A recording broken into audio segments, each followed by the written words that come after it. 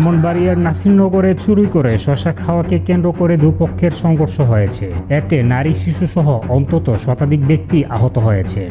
মঙ্গলবার সকালে উপজেলার ভরিশ্বর ইউনিয়নের শ্রীগড় গ্রামের দক্ষিণ পাড়ায় এই সংঘর্ষের ঘটনা ঘটে। প্রত্যক্ষদর্শী ও স্থানীয় সূত্রে জানা গেছে, বড়হাটি সমাজের জুয়েল মিয়া তার বাড়ির পাশে শশার আবাদ করেন। কয়েকদিন ধরে রাতের বেলায় সেই শশা চুরি হয়ে যাচ্ছিল। পরে জানা যায় সরকার বাড়ির 5-6 জন যুবক চুরির সঙ্গে জড়িত। বিষয়টি নিয়ে বড়হাটি সমাজ বিচারশালীর চাইলেও সরকার বাড়ির লোকজন বিচার দিতে অস্বীকৃতি জানায়।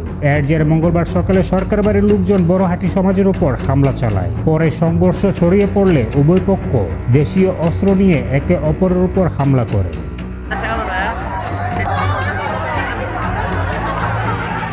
সংঘর্ষে উভয় পক্ষের শতাধিক লোক আহত হয়েছে। তাদের মধ্যে নাসিরনগর উপজেলা স্বাস্থ্য কমপ্লেক্স থেকেই চিকিৎসা নিয়েছেন অন্তত 81 জন। আহতদের মধ্যে রয়েছেন মাসুক মিয়া, আমিন মিয়া, লদন মিয়া, সারোয়ার, জানালম, রজব আলী, সাকিব, ফুলজাহান, কাদির, এমরান, সাদেক, বিংরাজ বেগম, হাসান, সালেক, হাফিজ, নজরুল, ইমন, আজাদ ও আজিজ সহ অনেকে।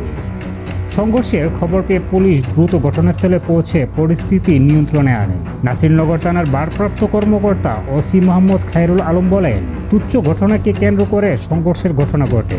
বর্তমানে পরিস্থিতি নিয়ন্ত্রণে রয়েছে এবং এলাকায় অতিরিক্ত পুলিশ মোতায়েন করা হয়েছে।